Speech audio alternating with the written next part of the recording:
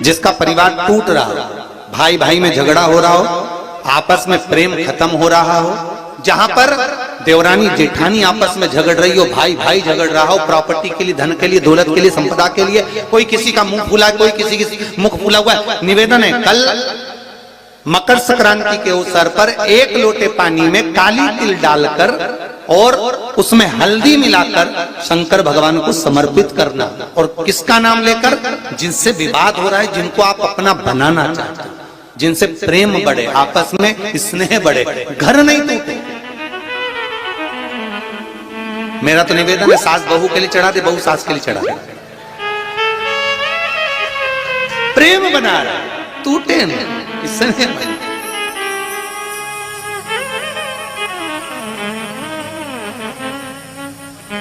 ये आपस का जो प्रेम है ये टूटना नहीं चाहिए। कल मकर संक्रांति के अवसर पर ये करिए। शुगर वाले जीव, जिनकी शुगर ऊंची नीची हो रही हो, ज्यादा शुगर की परेशानी आ रही हो और इंजेक्शन लेना पड़ रहा हो, उनके लिए निवेदन है, काली तिल्ली कल के लिए है ये खास तौर से, बाकी के शुगर के लिए तो उपाय और बाद में बता देंगे, पर कल के लिए जो करना चाहे, जिनकी शुगर लेवल में नहीं आ रही है, काली तिल्ली शंकर भगवान के शिवलिंग पर समर्पित कर दो। और उस काली तिल्ली को जब शिव जी पर चढ़ाएं तो महाराज हाटकेश्वर महादेव का नाम लेना है। कौन से महादेव? हाटकेश्वर महादेव का नाम लेना है और शंकर भगवान पर काली तिल्ली चढ़ाते जाना है। उसमें कंकर नहीं हो, सफेद तिल्ली का एक भी दाना नहीं हो, इसका ध्यान रखिएगा। उस काली तिल्ली को चढ़ा दीजिए। हाटकेश्वर महादेव का स्मरण कर कर, किसी को जल ना चढ़ाने देना उस समय पर जब आप शंकर जी को चढ़ाएं। और भगवान शंकर की हाटकेश्वर महादेव का स्मरण कर कर 108 रुद्राक्ष से मनके से माला जप लो। वहीं शंकर चढ़ी रहने ना तिल्ली, उसी तिल्ली को वापिस कटोरी में उठा कर लिया। 3 दिन तक लगातार उसको थोड़ा थोड़ा कर कर सुबह के समय खाली पेट खाइए, शुगर लेवल पर आ जाएगी महाराज, आपकी शुगर हाई ऊंची नीची नहीं जाएगी। हाटकेश्वर महादेव का स्मरण कहते हैं। मकर संक्रांति है, जिस समय पर कल सूर्य उत्तरायण आ जाए और पहले दिन उत्तरायण के दिन ही जब संध्या का समय होता है, शाम का समय होता है महाराज, संध्या का जो समय होता है शाम का, अगर कोई बच्चा पलंग पर बाथरूम करता हो, गंदगी करता हो, सारी औषधि कर ली, दवाई कर ली, और या बच्चा रात्रि को उठकर चिड़चिड़ करता हो या रोता हो रात भर महाराज, उसके लिए, या माता के स्तनों में बच्चे को पिलाने के लिए दूध ना आता हो उसके लिए, या बच्चा रुदन करता हो या बच्चा गंदगी करता हो उसके लिए, कल शाम के समय पर, प्रथम दिन में जब भगवान उत्तरायण आ रहे हैं मकर राशि के अंतर्गत, तो शाम के समय पर मकर संक्रांति के दिन गुड़ को पानी में मिलाकर शिवजी पर लेपन कर दो। उसी हाथ को बच्चे को मंदिर के बाहर चटा दो महाराज, फिर वो पलंग पर कभी गंदगी नहीं करेगा महाराज। जिस नारी का स्तन में दूध नहीं आता हो बच्चों को पिलाने के लिए, उसको भी अगर चटा दिया जाए तो स्तन में दूध आना प्रारंभ हो जाए महाराज। जो बच्चा रात्रि को रोता हो, जाग जाता हो, उसको भी अगर वो हाथ चटा दिया जाए तो वो काम करता है महाराज। ये कल के दिन करके देखना, बाद में बताना जरूर हो।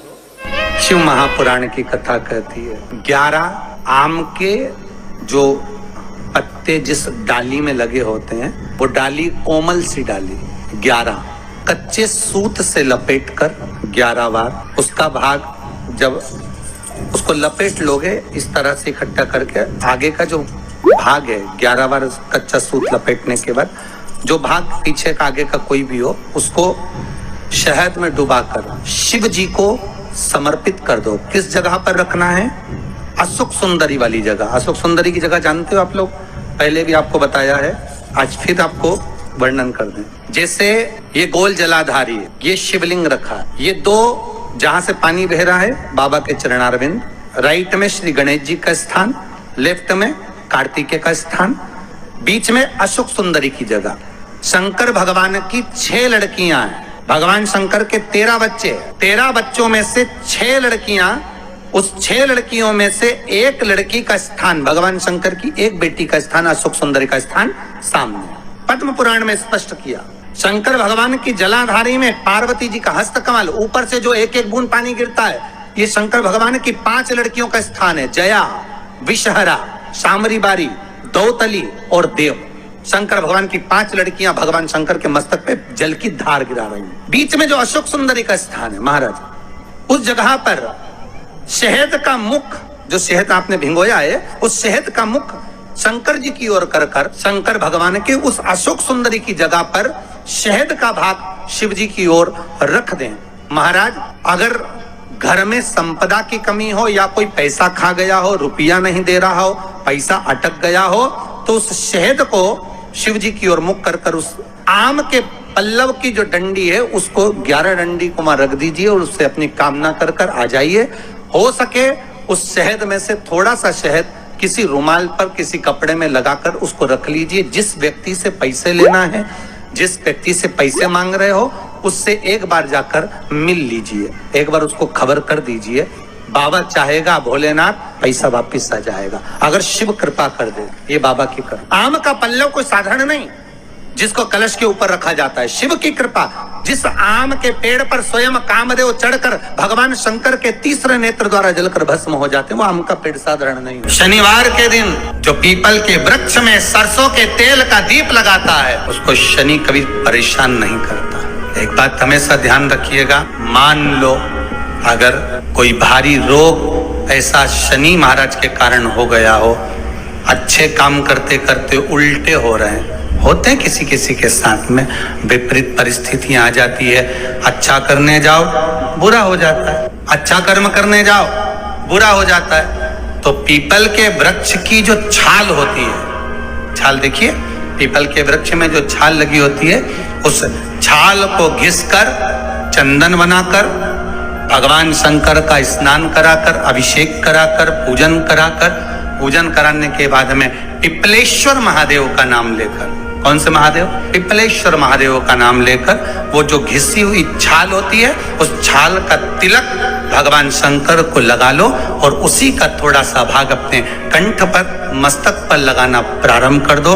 धीरे धीरे जो विपरीत दशा है वो सुधरना प्रारंभ हो जाती है। पर नाम याद रखना, पिपलेश्वर महादेव। सूर्य नारायण भगवान को अर्घ दिया और सूर्य नारायण भगवान को अर्घ देकर जिस पात्र से अर्घ दिया था वही पात्र ले जाकर जल शिव जी को चढ़ा दिया। जैसे कल आपको कथा में कहा था कि रविवार के दिन सूर्य नारायण भगवान को अर्घ देकर सोमवार के दिन उसी पात्र से शंकर को जल चढ़ाया जाए तो जीवन में जो विघ्न आते हैं, तकलीफें आती हैं, रोग आता है, दुख आता है, कष्ट आता है, बीमारी आती है या कोई विशेष परेशानी आ जाती है, तो वो अर्घ का कलश ले जाकर उसको जब आप सूर्य को चढ़ा देंगे खाली हो जाएगा। उसी कलश को मांझना धोना नहीं, उसी को दूसरे दिन शिव जी पर ले जाकर उस जल को समर्पित कर देने पर फल की प्राप्ति। कई माताओं की आदत होती है, जब शंकर भगवान को बेलपत्र चढ़ाती है तो उस बेलपत्र पर ओम लिख देती है या चंदन लगा देती है या बीच पत्ती पर थोड़ा सा कुछ भी लगाएगी, भले चावल का दाना लगाएगी, भले वो चंदन लगाएगी, भले वो